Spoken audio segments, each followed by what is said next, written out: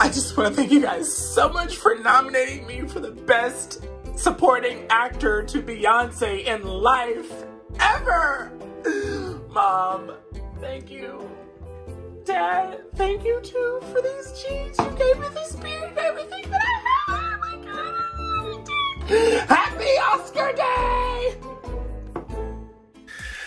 Hello everyone, I'm Trey Rich and you're watching The Buzz. On today's show, we have Naika talk about her hit viral song. Then we have Warner Brothers Nashville recording artist Walker County in our studio. We also talk to DJ James Kennedy, and then we catch up with voice contestant Pete Mroz to give us the story about reuniting with his old bandmate Blake Shelton and gearing up for the show's knockout round. We have a little bit of everything, so let's start the intro. What up, y'all? My name is Preacher Lawson, and let's get buzzed!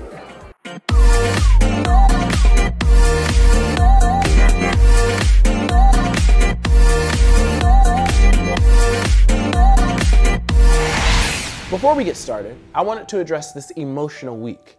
It was announced on Tuesday that Derek Chauvin, the officer that killed George Floyd during an arrest, was found guilty. And although some may call it a win, there is no victor here. Many black people are still being unnecessarily killed by the police.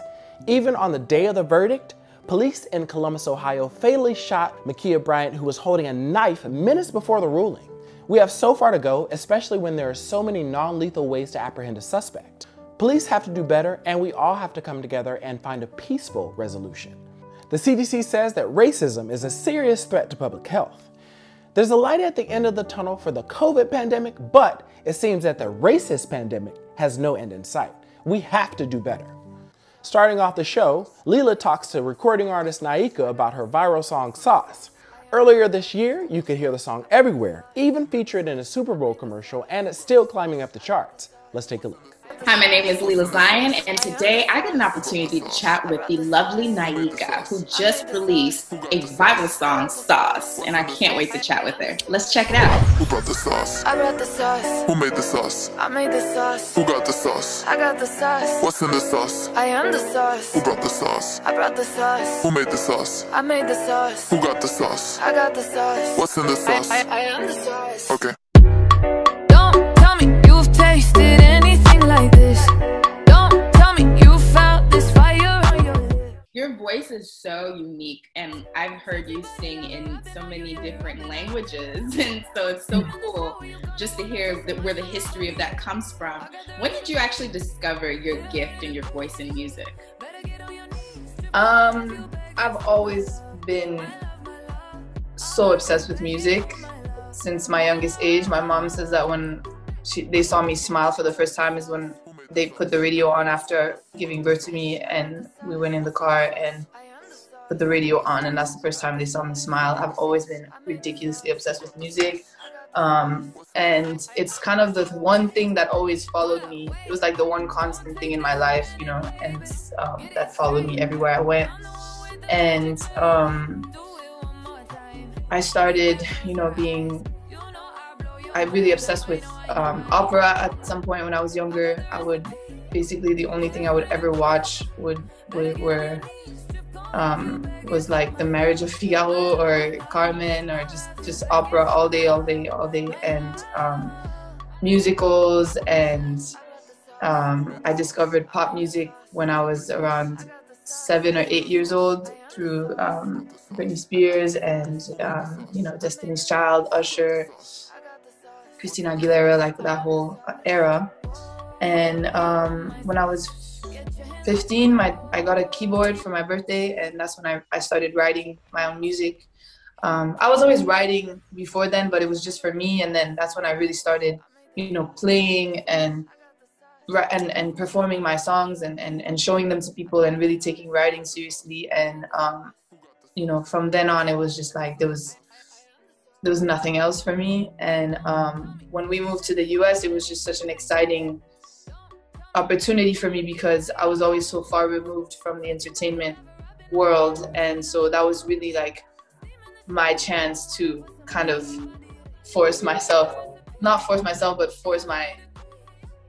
it was my chance to just be brave and get out there. Just get out there and really just make everyone around me understand that this is what I'm doing and nothing else. So so yeah, I started, you know, auditioning around Miami. I started playing shows, performing my songs around the city. I was in school, all the school performances, everything that I could get my hands on. So you've gone from, you know, school, playing in the city, to now you're singing in Apple's commercial during the Grammys. Like, how do you feel about that? That's huge. Sauce. Let's just say this name of the song for those who don't know. Sauce is one of your newest, hottest songs. Yeah. And it played during the Grammys on an Apple commercial. How do you feel about that? Yeah, it's it's nuts. I'm so grateful. I feel so blessed, and it's just it's been really surreal. I've had people from everywhere just call me and be like, "Yo, I heard you sang an Apple commercial." I'm like, it's so crazy. It's so cool. I'm so grateful. Yeah, I mean, I know there's not much to say. I'm just very, very, very grateful that, you know, it's definitely given me an outlet to get my music heard, and for people to just, you know, be able to dive into the EP and just kind of introduce me to a wider audience, which is really, really, really dope. Is your name Naika by artist, like creation, or is this your birth name? It's my birth name. So on my legal documents, it's my middle name, but it's my first name. Like, I know everybody calls me Naika. Even my family, ever since I was a baby, it's been Naika.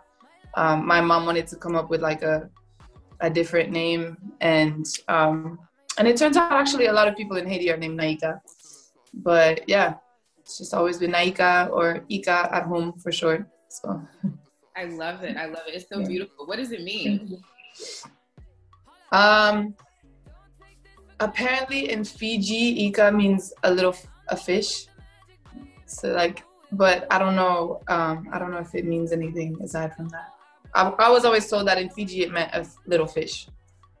Well, you are a Pisces. So. I am a Pisces, yes. It makes sense.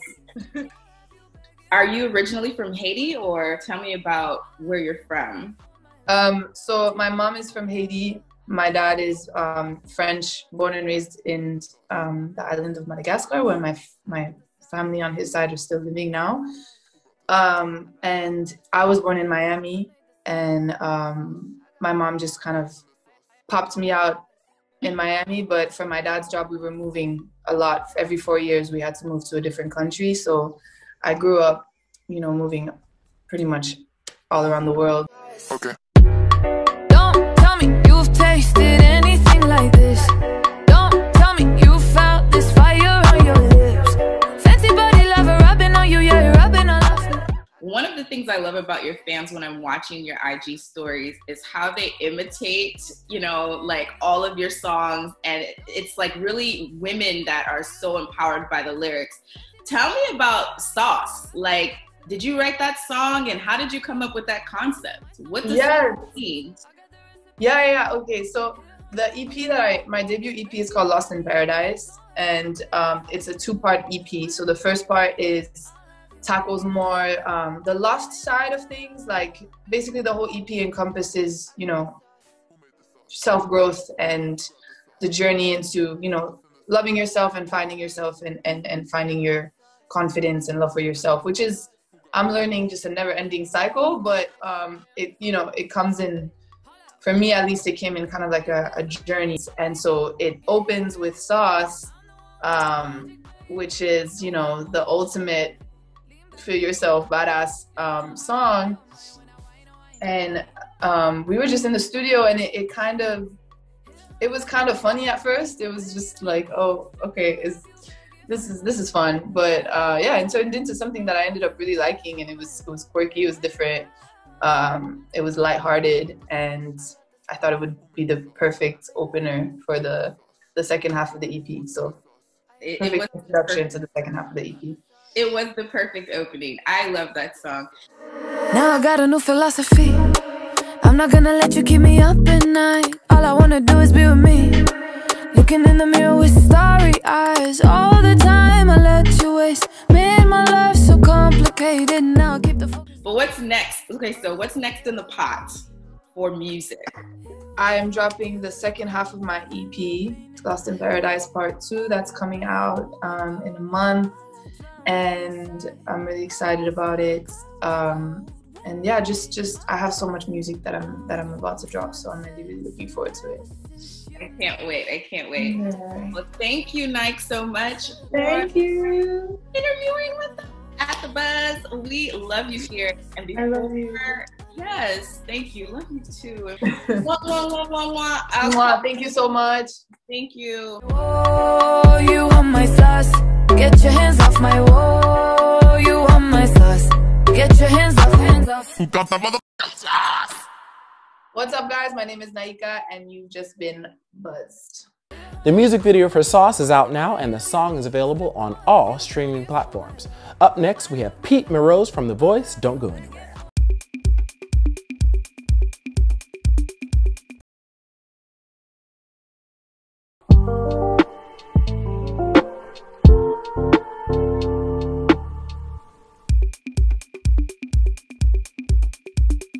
Imagine running into someone from your past on national TV and they don't recognize you. Well, that's what happened to singer Pete Mroz, who recently had his live audition on NBC's The Voice. You see, he was in a songwriters group with Judge Blake Shelton back in the day, and when it was time for him to choose a judge after a two-tier turn, his old friend Blake Shelton didn't recognize him. During the back and forth between the judges, Mroz told them that he wrote songs with Blake, went by the name Pete Mitchell, and was in a group called the Young Writers. It was then that Blake Shelton realized he knew Mroz from way back. It made for a fun reunion, so I'll let Pete tell us all about it. Let's take a look. Hello, everyone. I'm Pete Mroz from season 20 of The Voice on Team Blake. Come down off your throne and leave your body alone. Somebody they must change. Sounds like Nick Jonas. You are the reason I've been waiting here so long. Somebody holds the key. Yeah, it was a thought in my head, like when I entered the competition and I knew I was going to go to the show, like I wondered, like, will Blake remember me? It's been 25 years. I mean, literally think about everything that's happened to you in 25 years. You know, I've watched Blake's career from the sidelines and it's been awesome, but I had no contact with him, so I wondered, like, will he remember? And I could tell he was like looking at me like, how do I know this guy? How do I know him? Well, two people. It was either Blake or Kelly. And, you know, when John turned, I love John Legend. I thought, though, maybe if I got on John Legend's team, you know, John's primarily does R&B, has a lot of R&B artists on it and stuff like that. So I didn't know how I would fit into that roster of artists. You know, I've watched the show enough to kind of have somewhat of a game plan. But Kelly, I think she's such an amazing singer, you know, that can just, I mean, sing like none other. But she didn't turn, Kelly. But I'm with my boy Blake, and I'm happy as can be, man. I really am. I'll tell you, when I was on the stage, I was really focused, hyper focused, weird ninja focused, and when John turned, I didn't realize it was John. I just saw a chair turn. I didn't even like think, oh, there's John Legend. A chair turned and I was looking at the virtual crowd singing and focused. And then when Blake turned, it broke my focus because I knew where he sat and I was like, he turned. And in my mind, I mean, I've listened back to my performance and I totally hiccup a word going into the chorus. I like blend a Gwen, like some kind of note, you know. It threw me out of my my focus a bit, but thank God I've sang that song so many times in my career that it was kind of on autopilot, you know. It was surreal watching me on TV. It was kind of like, wait, that guy looks like me. That guy kind of looks like that. Wait, that is me. You know, and it was neat to watch. You know, I was there, right? I mean, I saw it, but I didn't see it from that perspective of what the America saw it. You know, it was really cool to watch the camera angles of Kelly laughing and watching Blake's face. I mean, look, I have glasses on, right? Mm-hmm. So I could barely see Blake. I mean, I could see him, but I couldn't like see his, you know, like I could on TV. And I really don't think he knew he had a clue who I was. Like, and then when he heard my name, he was like, oh my God. And that's what was so genuine about it, is that you totally could tell he didn't know. Right after that, you know, with quarantine, you know, you can't have a lot of, you know, you have to stay kind of distance with people and stuff just to, you know, to be safe. And then we had a little conversation with the battles, you know, which was really nice to kind of catch up a little bit. And after the battles, we took some pictures, and it was nice to kind of like say, hey man, hey buddy, like, remember Robin? She's doing this and blah, blah, blah. He's like, oh yeah, cool. I mean, so it was a very brief moment, but I look forward to more time as things go on, you know. Being a part of this show, being that I'm part-time music and, you know, full-time businessman, you know, this is a amazing boost for my music side. And, you know, I'm a bit conflicted. How could I not be? You know, I mean, I've got this amazing buzz and energy going on. The show is phenomenal. The love that people have been showing me, you know, maybe there's going to come a point where I have to kind of like ask that question to myself and say, what do I do? You know, I live my life, Bobby, like this. I live right here. Like, I live present. Yeah. And you can't fix something that hasn't happened, right? Right. So I can think ahead and try to be smart and strategize and all that stuff. But if I want to be present and really enjoy this moment, I have to live right here. I have to live in the present, you know, and be thankful and just live. I'm not saying live day to day, but you know what I mean. I really have to be thankful and enjoy the ride. And guess what? If I have to make a decision between, let's just say, let's take it to extremes, The Voice, winning The Voice, or music career, to this great career with FootJoy, you know, that my job that I work, I'll make that decision when it happens. My wife and I will, actually. I won't. It'll be my wife and I. I'm really looking forward to releasing an EP and then possibly, believe it or not, a Christmas album, because it will be about the time when things have kind of simmered down a little bit. And in my career, I have had thousands of people in my past like say to me, hey man, you should record a Christmas album. And I've always been kind of like, probably like a lot of artists, I'm like, yeah, I don't know, you know. But as I get older and I have children now and I see how special it is to them, it's helped me kind of go back in my life and a childhood of Christmas and stuff. And so there's a strong possibility I might do that. Hi, my name is Pete Mroz, and you have just been buzzed. You can see Pete next during the Voice Knockouts coming up this week. Check out your local listings. Up next, we have some Buzz news, and also we run into DJ James Kennedy. We'll be back after this.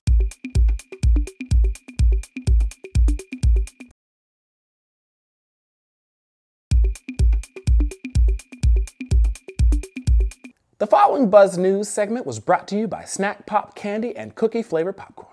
Rapper Rich the Kid recently implemented his own stimulus package after he made it rain on Rodeo Drive this past week. The rapper pulled up in his Rolls-Royce Phantom on Thursday right outside the Burberry and Louis Vuitton store in Beverly Hills, where he started throwing wads of cash in the air. It wasn't long before fans of the rapper and Money showed up to catch it. Rich did end up getting a ticket for littering. Singer Kalani took to her TikTok to confirm that she is gay. The songstress says that she doesn't know how she feels about the fact that her fans seemed to know she was gay before she did. I'm just gonna say it because everybody keeps bringing it up to me. You know the video where my homegirl's on live and I'm on her live and it's only like 30 people on the live and they're like, Kalani, what's new? And I'm like, I finally know I'm a lesbian. Well, it's true. I am gay. But now my thing is, right, like when I want to have these like heart-to-heart to my family and my friends and I'm like, guys, I finally know that I'm gay. Like, I'm gay. And they're like, we know. Duh. Stupid. Like, duh. I just feel like, no. Like, I want you to fall on the floor and be like, congratulations. We had no idea. On Tuesday, we caught up with Vanderpump Rules' James Kennedy, who was DJing a set at the W Hotel in Hollywood. He was in an extra happy mood with the news of restrictions lifting and the chance of him getting back on the road to do festivals and clubs. Let's take a look. You know, it's definitely good to be back DJing here in Los Angeles. It's been a hard road through coronavirus, but as you can see, we're here at the W Hotel DJing for an amazing brand at Snack Pop and just having a good old time. So yeah, it feels great to be back. Yeah, so it feels great working with Snack Pop. I've been working with this brand for the last year actually, but haven't been able to DJ for them yet until now. I'm super excited. They've got some amazing flavors from Twix, M&M, my favorite Snickers, and yeah, it's just an awesome brand. Part of the proceeds from all the Snack Pop actually goes to the Ryan Foundation as well, which is an absolutely incredible foundation, and yeah, it just feels good to DJ for them. Yes, and Snack Pop actually just arrived at Ralph's here in Hollywood, so you got to go grab a bag right now and go check out your local Ralph's and grab a bag of Snack Pop because it's absolutely delicious. Here's my favorite right here, the Snickers popcorn, absolutely incredible. I highly recommend this one. 2021, stay tuned for some massive events and events that I'll be DJing, and also for music releases also on my Spotify and SoundCloud. What's up? This is DJ James Kennedy and you've just been buzzed. Stay right there, we still got more show to go with the sister duo Walker County in our studio, so don't go.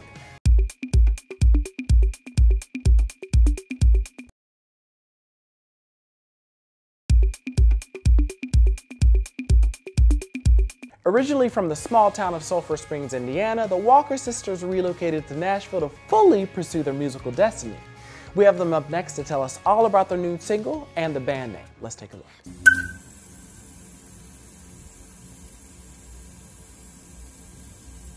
Hi, I'm Ivy Dean. And I'm Sophie Dawn. And we're Walker County. I used to think all I wanted was fortune and fame. Laying my head in a bed of material things.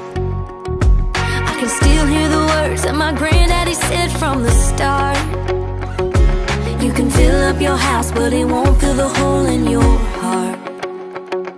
So Walker is our last name, and we grew up in a small town in Indiana called Sulphur Springs on the Walker family farm. So all of our cousins, our aunts and uncles all lived about a field away from us. Yes, very close. So when you drove through that part of town, it was like your own little Walker County. We started out very young. I was 9, Ivy was 12. Yes. Our dad was always into music, so we took a family vacation to Nashville, and he said, "You girls want to street perform?" Just to say we did it on Broadway. Yeah. So we opened up the guitar case and started playing our music for everybody. Yeah, and we went back to Indiana, and Dad was like, we could do this for real. So all through middle school and high school, we played music, and then afterwards as well. So. Yeah, we played country music since we were kids. Like I said, growing up, my dad loved all types of music, but country was always the one that we just all connected to. And we gravitated towards it. I think Sophie's the drummer, and so we are influenced by a lot of different music. She loves 80s rock and that kind of thing. So it is fun. I think country's a genre where you can pull from other genres and still make it country. Said I wasn't gonna drink, said I wasn't gonna stay. I said I wasn't gonna drink. I guess I better watch what I say. Why am I waking up noon 45? Our first single is Bits and Pieces, and it was pitched to us. It was actually a male singing the song, so it was fun for us to kind of play around with that and make it female and from a female's perspective. And we went to the studio and worked with David Garcia, our producer on this song. And you know, he laid down the track, and then we got to do the vocals, which was super fun. This song is it's a lot of fun. We actually had a lot of Zoom writes, and that was kind of a love-hate relationship. We wrote some of our favorite songs over Zoom, but we live in the middle of nowhere, so a lot of the time we were like, can you say that again? You're freezing, you're freezing. But Zoom wasn't the best. I will say, you know, staying at home and being in your four walls, you were alone with your feelings. So a lot of song ideas came from that, really sitting and just thinking about, how am I feeling right now? What do I, what do I need? So that was, we were very creative during quarantine. The boat's in the water, but you never set sail. You say you love me, but you never exhale. Your kiss is getting colder, a little icy on your shoulder. Our small town is Sulphur Springs, Indiana, and we definitely are the classic small town. You know, our high school is super small. We have one blinking light, you know, it's like, it's all that. But I will, and it's funny because we'll say like, we're related to the whole town basically. We go back home and we're like, oh, they're our cousins, they're our cousins, they're our cousins. They're like, is there someone that you're not related to here? Like, no. If you have a dream that is bigger than the town, you can go pursue it and chase it. I know as a young girl, I didn't even know like songwriting was a job I could have, like being a songwriter. So I love being able to go back and, you know, talk to my little cousin who likes to write and say, you know, you could do that for a living, you know, you could really cool. move and so we try to be role models for those young girls in our town. I did a little digging, he piled the trouble. I didn't put a minute, I just had a shovel. 10 feet deep and getting deeper on the double. I didn't put a minute, I just had a shovel. We have to take tons of inspiration from a ton of different genres, Yeah. but definitely like me being the drummer, we take a lot from rock too. Yeah. So I feel like our country's kind of rocked up. It is. But we also like to keep that little bit a foot in the traditional world as well. Yeah, we like for you to be able to tell that we grew up listening to traditional country music. And I think you can. I think our voices, they can't hide that we're country. We have very much of a twang when we sing, so we can't hide that. But I think we do. We have a little bit of rock, pop, country sound that is a lot of fun. You know, we release our song to radio soon. We're hoping to come out with new music this year and live shows. We get to go to Key West here in a few weeks and play live with Old Dominion. We're opening up for Old Dominion in Georgia. So a lot of stuff coming up in the summer, like fairs and festivals. And then the Tanya Tucker CMT Next One Country Tour in the fall. So we've got a good year planned, and we're excited because the dates are staying in the book. So we've traveled our whole lives and played shows, so we live for being on the road and meeting people and seeing the world. We love that. Hi, I'm Ivy Dean. And I'm Sophie Dawn. And we're Walker County. And you've just been buzzed.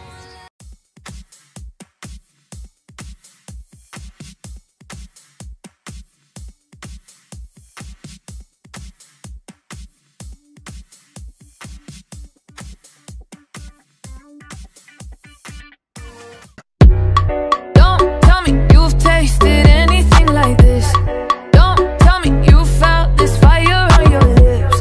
Fancy body lover rubbing on you, yeah, you're rubbing all off it. Steam in the shower, you gonna wanna put some ice on my body. I got the recipe, hit 100 degrees. Better get on your knees, Strip gon' have you begging for my love, my love, my love. For more stories and extended clips, go to thebuzzallaccess.com. I'm Trey Rich, and you've just been buzzed.